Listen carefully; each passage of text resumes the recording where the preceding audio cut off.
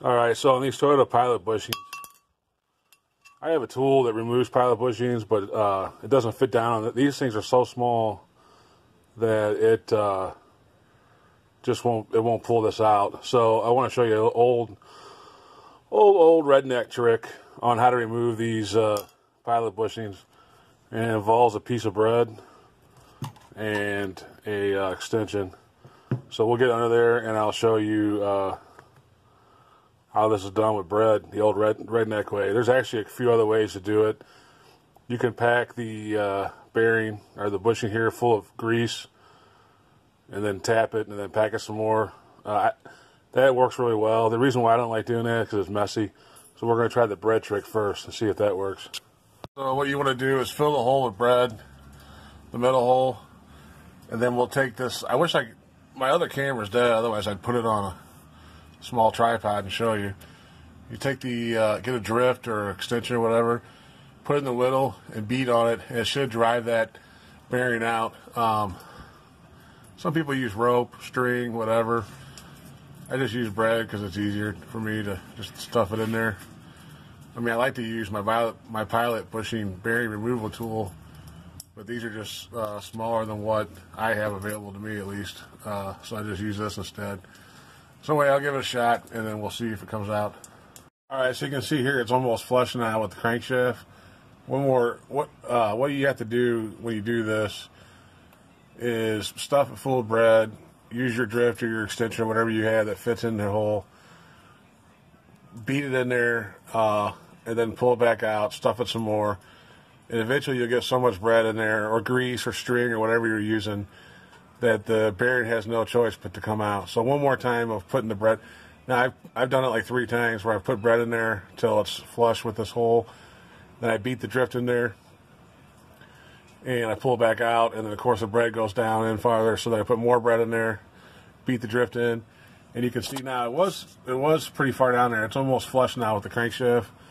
So I think one more time of putting bread in here. There's still bread in there, obviously. The bread I already put in there. So one more time of putting bread in here and beating it, and I think this will pop right out. So just be patient with it. It's going to take 3 or 4 times probably, but it does work. So one more time I think of this. I'll put some more bread in this hole till it's flush, dry the drift, and I think it'll pop out the next time. So we'll see here in a second. So it actually took me 2 more times, but you can see here it's out now, and of course the crankshaft's full of bread. So we'll have to get all that out, which is pretty easy. And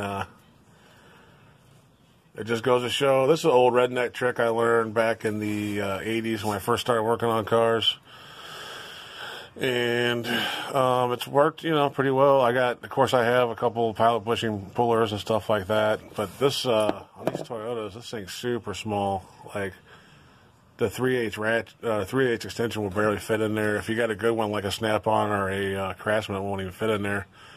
I had to use one of my old cheapy extensions, real thin one, to use as a drift to punch the bread in there.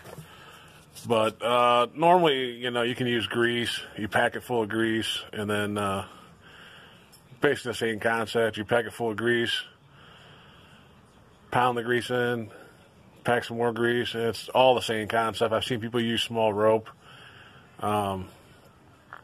So anyway, there's not too many.